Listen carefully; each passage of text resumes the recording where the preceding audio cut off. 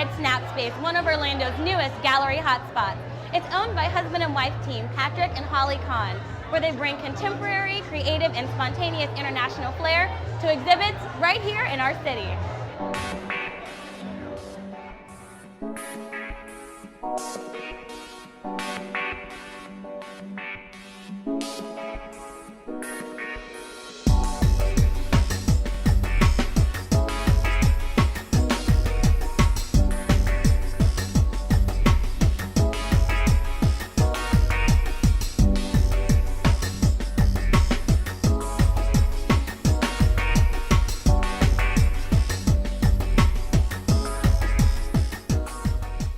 My name is Patrick Kahn and I'm the owner of Snapspace. This is a new space that I just opened with my wife in January. And this is the first time that we have a permanent space after doing a series of yearly events for the past 5 years. I moved here about 7 years ago, and I used to live in LA for 25 years. That's where I was publishing a magazine. And throughout the publication of the magazine, I had a lot of relationships, like connections with photographers and artists. When I came here, it was a whole different, situation here, and I didn't find that there was too much of the same photography element. There's no gallery, there was no photography museum or anything that has a real element where you can showcase the photography. So the fact that I used to publish magazine, I was able to bring all these people who I used to know and say, come to Orlando and we'll do like a big show. And that's how we started with Your Number One. And then of course after that, it kind of snowballs, and then other people come along. And at this point right now, we're really starting to make, I feel, even with this smaller space, we're starting to make a lot of connections around the world. So it's really interesting. What's different, first of all, about this space is it's not just white walls. I mean, we definitely have the urban environment, and with that, we're able to change the space. The fact that we built the walls on wheels, that makes it different because we can constantly, for each show, change the environment or for different events. With the base being photography, it can feed out through that, which can also incorporate painting, which is the hyperrealism. And now that we have this space, we're seeing so much talent that we love that goes outside of photography. So we've expanded to sculpture and jewelry, origami art, and a lot of different mediums. So I've always been very attracted to the imagery in general. I love paintings, I love drawings, but photography has this very visceral element where you really can feel it because it's more realistic. And so I really like this modern element of being able to visualize and be part of the medium. The second thing is it's such a useful element. People can use it all the time. I mean, especially now with the phones, you can anybody can take pictures. So it has a very interactive and very user-friendly element that I really like. And usually we discover artists through the online and also through friends of the artists who we know. We're here at the Snapspace Gallery for the opening of their Edge of the Dream exhibit, and I have a wonderful photographer here with me. Can you tell me your name? Richard Tushman. And where are you from? I'm from New York. And your art is displayed behind us. It's beautiful, and it's got such a unique process, and I want to hear all about it. So tell us a little bit about your art and what we're looking at here. Okay, well, the scenes are inspired by the paintings of Edward Hopper, but the actual sets are dollhouse sets that I make. Some of the furniture is dollhouse furniture, and some I make myself. And I photograph the models separately, of course, and then in Photoshop I put them into the scene. So it takes a long time to make the models. That's by far the most labor-intensive part of the process. And once those are made, the rest is much, much easier. And I'm talking to artist Elise Bloom. And you're from where? I'm from here. I was born in Orlando, and then moved back here after time away for school. So yeah, and I live in Winter Park now. The subjects are from your family. They are. They're my daughters and my husband.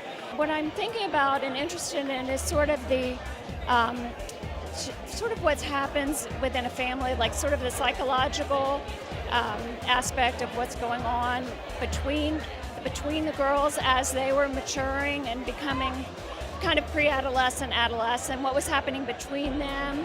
So it was just kind of dipping into the flow of what was happening, and with the kids and around the house at any moment in time. We always welcome artists who want to participate to send their portfolio through the website, through our email or their website. In terms of coming to the space and showing their portfolio, we need to kind of have them first send through, the email, and then we can do a selection and we talk to them. We love contemporary art, and photography has always been our passion. So throughout the years, just looking at all the different genres of photography and all the different imagery, whether it's photomontage, whether it's pure photography, whether it's street or photojournalism, just a wide range. So we tend to find one artist that plants the exhibition, and a lot of times we build it around that, which would be the themes. We look at imagery, and then something comes and we say, oh, we like that. And then say, oh, we know this person who does this, and we know this person who does this. And then organically we start creating that little group of people who we know, and then we look for other ones who fit that type of environment, and we reach out to them. The series is called Immersed in Living Water, and I have my subjects get in water and I photograph them, but they're only children because I was a pediatric emergency medicine physician and I'm very comfortable working with children. I consider the water my medium. So just like a painter would have paint and move the paint around, that's how I feel about the water. And some photographers use wind, some photographers use sun, other elements, rain, but my element is water, and it's just like paint, I'd say. Yeah, I think any kind of art is a way of expressing yourself, and I feel like I have a lot to say. One thing that's really interesting is that when we bring the photographers here, they connect among each other. That's really the essence of what we are about, is to create this creative cocoon where the artists are actually meeting with one another and exchanging ideas. We are open 3 days a week. We open Thursday, Friday, and Saturday from 11 to 4, and the rest of the time we're open by appointment. So everybody's welcome to come. We actually, right where you're sitting right here is our little library. So this is a place where people can actually come in. They enjoy the exhibit, but they can also enjoy some books that we have on the library. Most ways to stay in touch with Snap probably is to follow us through social media, which is Facebook, LinkedIn, Twitter. We're building a Tumblr account right now. And also to sign up on the newsletter, because we feed a lot out monthly about just different events, whether it's an artist talk, a film we're putting on in the space, a new artist we're bringing, or student competitions. So mostly through the newsletter, which you can get on our website.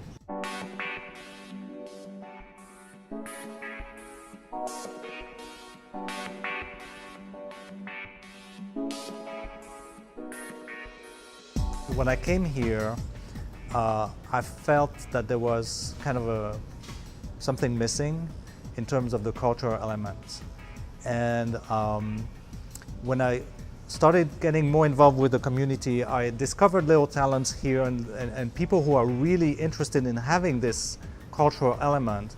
But what I did find out is the different elements are very diverse and sparse. And there's not this big communion of forces which creates that big noise that a bigger city has, like you go to LA, to New York, or even to Miami now, and it feels like art. And here you have little places and little talents, but it doesn't feel like that.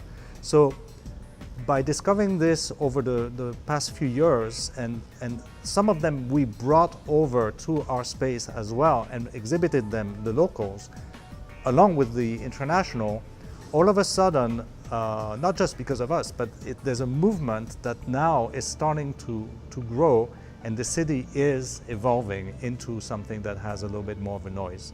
So I'm very excited to be part of that. I don't think we're there yet, but there's definitely this organic movement that's growing.